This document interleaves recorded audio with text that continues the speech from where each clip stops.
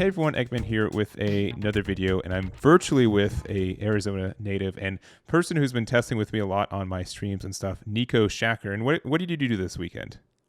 I got fourth place at the PPG. I got fourth place at the Carta Magica Online Yeah. Regional and 12th place at the PPG Online Magical Yeah, so Regional. regional, So, yeah. So you went 15-3 this weekend with this deck? yes, 15 and 3. 15-3 and got not one, but you got two invites. Like you were the person who's the only person in North America with two invites to this to the finals already. Yeah, Eh, that's quite a bit. this is the first weekend you're like you double stacked it already. Already double stacked it. Yeah. We're here. Yeah, and you played it with Newgate, which I think, at least personally, like I thought Newgate was good, but I didn't think it was solid enough to be as consistent as you make it out to be. And I'm really excited to see your deck list and to just kind of go over it. All right. So you can get started with that. Yeah. So Edward Newgate, if you guys don't know, because I played a lot of opponents this weekend who didn't know what the leader did, it is a 6 life leader that has a base power of 6,000, which is already absurd. Yeah. But at the end of your turn, you get to take a life. You have to. It's not a may. Mm-hmm. And the reason why I thought this was good at the time was because you're drawing 2 cards, essentially. You take a card from life, you draw for turn, that's 2 cards. So if you're going second, you don't play anything your first turn, you have 7 cards in hand, compared to your opponent's 4 or 5 or 6 at the beginning of their turns. So already a busted leader, and it's super easy to defend out of swings, which most of the time I didn't actually have to take hits from damage. It was mainly just off of life in general with the skill. So, and there's 2 versions that people like playing: the Moby Dick version, the Straw Hat version. This one is the Straw Hat version, which I think was way better in my opinion. Yeah. What made you? I mean, obviously it did well for you, but what was kind of the deciding factor for you to go to the Straw Hat version? So when I was testing both versions out, the Moby Dick version likes playing for a later game just by establishing guys on the board, like an Atmos, Kingdu, a Marco, and they do that very well and they have a good late game, but their early game is pretty bad, I would say. Mm-hmm. Like they have vistas and stuff, and it loses actually to a lot of decks, I think. This one doesn't lose to as many decks. There's a few, but this genuinely has a very good matchup against Zoro and Kinemon, which are arguably the best decks right now. Yeah. Like they were the most this weekend by far. Yeah, if they're not the best decks, they're just definitely the most popular right now. So if you want to try to counter that, I think you're right on that. Yeah, because against Zoro, you're a 6K base. They might not think it's a big deal at the time, but it is a huge deal later in the game, just because you're going to be using less cards in hand, because they're going to be swinging 7s at you. You just use a 2K, as opposed to other leaders that have to use 2 cards. So you're actually just using the cards you draw to kind of get out of those swings. But your board isn't dying, which is really good, because your board is the whole thing. Yeah, agreed. So, great matchup so far. So, in this deck, I like playing decks that have a good curve. And this deck has the best curve, I think, in the entire game, by far, going second. So, you turn 1, you play a Nami. Nami grabs anything from the deck that you need. So, like, your 4 drops that you're going to play the next turn, or Radical Beams, or 2Ks if you need them. Just overall, one of the best cards to play on your first turn. Really the only card you can play on the first turn, because I don't play any 2-cost blockers or anything. So definitely a 4 of that. Then you play the 4s of these 4-drop 6K Straw Hats. Now, this is the primary factor playing Straw Hat. You get to play these on turn 2, which it's a 6K swing plus a 6K on the body. Mm-hmm. These are really not easy to remove. Mm-hmm. Zoro has to use a jet pistol or a Gordon Vista just to deal with these. And they stick on the board, and if they don't die, if you're going second, you get a 6K attack, a 6K attack, and even more, depending on what you play that turn. Yeah, and if you don't have anything, 7s are always good. Yeah, I want to say, like, even if Zoro spends the energy to get rid of this, like, that's their entire turn, right? Like, they on 5 Dawn, they can get rid of this for the jet pistol, but then they only have, like, a 6K swing attack with their leader, and that's probably it, right? Yeah. And also, the best thing is these are 1K counters, which are really good at defending 6K swings. You don't want to be using your 2K counters early, but if you have them, and that's the only thing at the time, you usually pitch them. So these are really good overall, just for the to get out of the 6K swings of aggression. Then the next turn, you have 6 Dawn. You're playing a 5-drop Luffy. Now, this is the best card to play on turn 3 because you have one of these 6Ks on the board. You have a 6K with leader, and then after they think they're out of these 2 attacks, you play this and swing 7 at them. So now they've wasted either a card here, and 2 cards on this swing, or they took 2 life and then a 7k swing that's taking 2 cards to their hand. Yeah. And if this card doesn't die, you get to keep it on the board. And this factor, this Dawn ×2, comes up more times just in general because they have blockers usually to try and stop the 6k swings. And this, they have to play around it a lot more.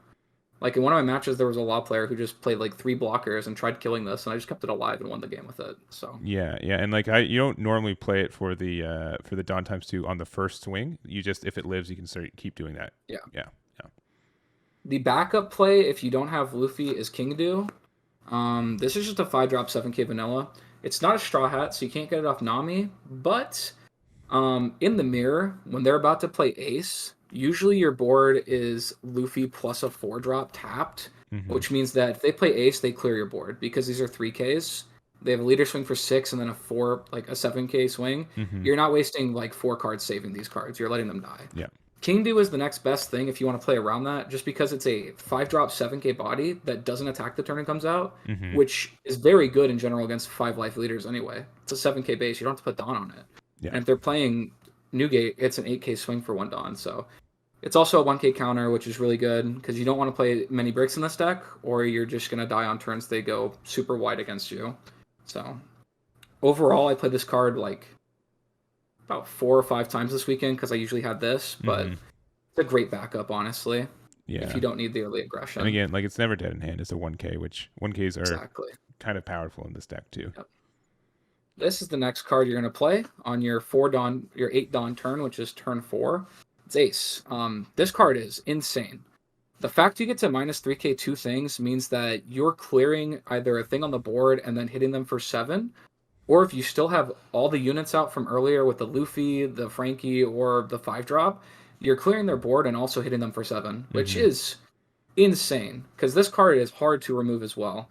I think the only time it got removed was when somebody swung an absurd amount, like 11 into it, or when Black had to use like a Suru plus a Sakazuki, which is 3 cards out of their hand for the 1. Yeah. Which is, in my opinion, the best trade in the game. yeah, exactly. 3 cards for 1 is insane. Yeah, especially since, I mean, you generally have better hand advantage than your opponent more times than not. So, yeah, those trades just double up.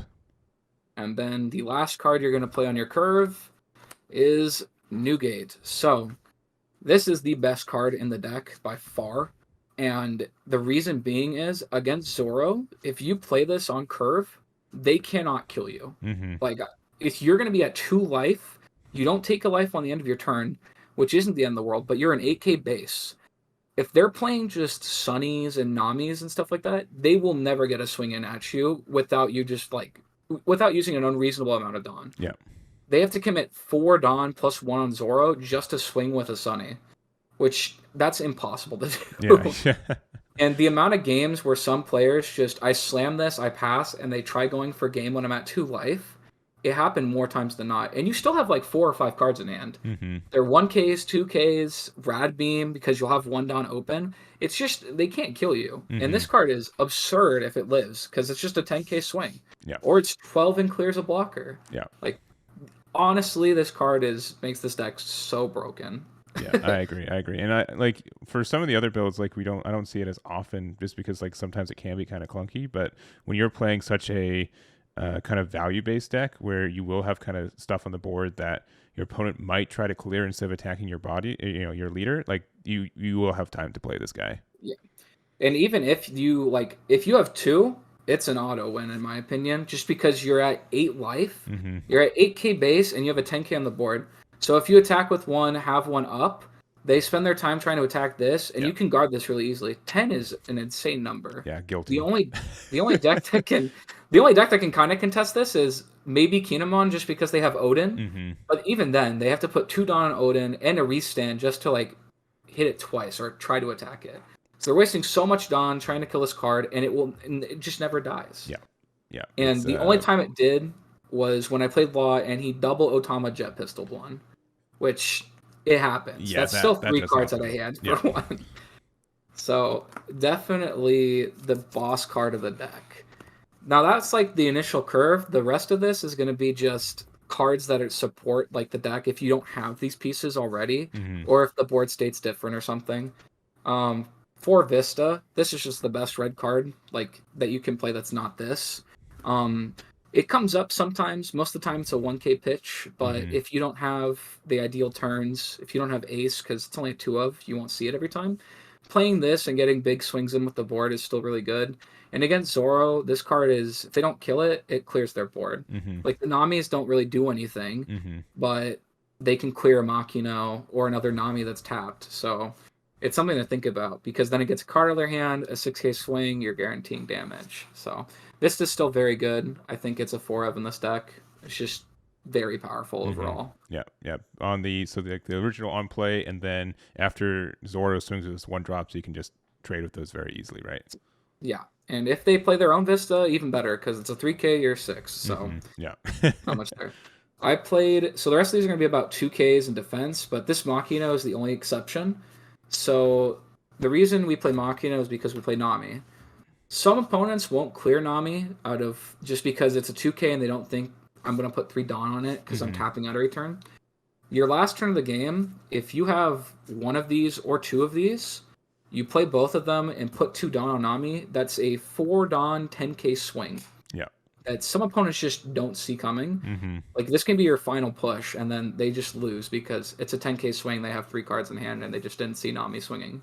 Yeah. So killing Nami off like effects is actually really relevant. And this card alone, most of the time I pitched it, but I did get to do this play once, and it was very helpful overall. Yeah, I wouldn't see it coming, and obviously in this game there's not as much like use Dawn to boost stuff. So like that being an exception for it catches people off guard. Yeah. And then I played 4 Otama, 4 Brook, and then 4 of this TP Luffy. This is just because it's a Straw Hat and a 2K. Sure. You could play this card. I just find it awkward. If you're going first, it can be kind of hard because you're playing against red, it's a Vista target. If you're playing against green and you're going first, they usually have Okiku on the board, which means they just tap this and swing their leader into it. And you don't want to be spending cards to save your cards as much unless they're like bigger bodies. This one's really weak, but as a 2K counter, it's really good overall. Yeah. And then Brook, you usually just play this just because it's searchable. Otama, you can play it just to clear something with your 9-drop or Vista. Like, some people were playing the 5-drop Yamato, which is an issue because they play it super early. They can put a lot of Dawn on it and swing, and if you don't, you can get like 3 to 4 cards out of hand pretty easily.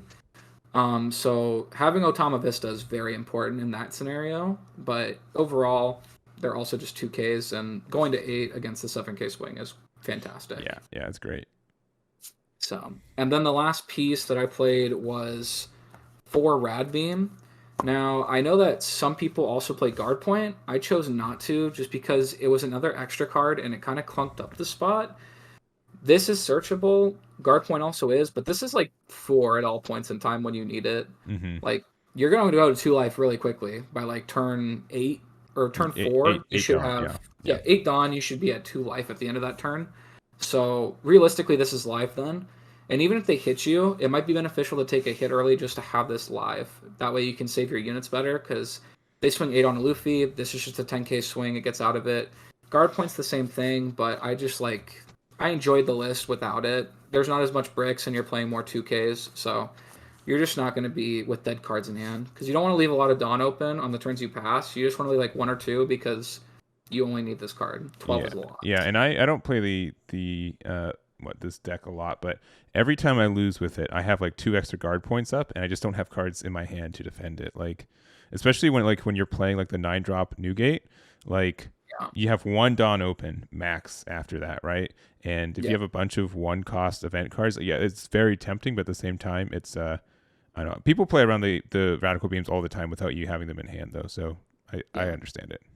So it definitely is beneficial there, but when I say this deck destroys most of the meta, like Zoro and Kinemon, I played against Zoro 4 times on the Carta Magic Regional and won all 4 games. And then today I played against Kinemon 4 times and I won all 4. And just individually, like a Kinemon on the other day and Zoro, you win those games because against Kinemon, the board, their units don't matter because you're a Mm-hmm. 6K base. They have to put Dawn on them, which means they're using resources, not like playing cards. Sure. So, of course, they're keeping cards in hand, but they also play a high number of cards without counters. So your 6K swings will get more than one card out of hand. So, overall, this leader was very enjoyable to play. The matches go by like fairly. They can take a while, but sometimes they take, a 10 little minutes. bit. Yeah. 10 minutes sometimes if your opponents just like aren't ready for this leader, because 6K is a lot and it hits hard as well. Yeah, and you said what your best matchups were. What would you say are the tougher match? And I guess also your losses for the weekend. So my losses for the weekend, my one loss was on day one, and the Carta Magica was to the mirror. Mm-hmm. It was against the Moby Dick Whitebeard, just because they played 3 Marcos in one turn. Sure. And if you don't have the second Newgate, it can get pretty tough because they're always going to be an 8 when they're at 0 life. Mm-hmm. Mm-hmm. So their board is huge at that point. Yeah. That can be pretty challenging. And then today my loss was to the mirror and to just the mirror both times actually. Just drop here twice. And obviously there's some cards that when your opponents see it and you don't, the matchup's going to get harder. I think both games my opponents had Newgates out and I just didn't see one because it's a 4-up in the deck. We don't have a searcher yet. Yeah, yeah. So it definitely, there's variance involved. Another tough matchup would probably be, I'm trying to think here. I feel like black would be a probably pretty tough matchup because you're only playing 1 card a turn, and if they can out that 1 card while developing their own board, it can get pretty tough overall. Yeah, So, but only having a loss record to the mirror is fairly strong. It just shows that like this deck's really, really good. Like worst case, the worst matchup could be like 50%, and it's just against itself, right? yeah, it's a very strong deck, honestly. So, well, cool. Well, I appreciate you taking the time to go over this. I know you're exhausted because again, you did 2 tournaments back to back, and you went 18 rounds for this weekend, so pretty crazy. Any shout outs or anything else before we end the video? I want to shout out my local game store, Olympus Games in Mesa. Mm-hmm. Honestly, that local scene there is insane. It's like Alexander Tash, he got second at the Carta Magica Regional, and he's always there. And there's just a ton of good players there overall. And the store is super nice, all the staff there. Shout out to Alexander Tash. Shout out to Clay Hill, Cole Hill. Both of them really tried edging me on this deck. They both kind of said, this deck's super good. You'll enjoy it. Played it for an entire week. Yeah. And it got you there, yeah. Yeah. So overall, shout out to AZ too. Great community overall. Yeah, Arizona has it's intimidating being here because you guys have a lot of good players and pretty much all the Bandai card games, Digimon, Dragon Ball, and One Piece as well. So I know Olympus gets huge tournaments, just very intimidating. Absolutely, they do. So well, cool. Well, again, thank you very much for sitting down and talking with me. Congrats again for your invites and just your performance in general today or this weekend. So that's going to be it for us. Thank you guys so much for watching. We really do appreciate it, and we'll catch you all next time.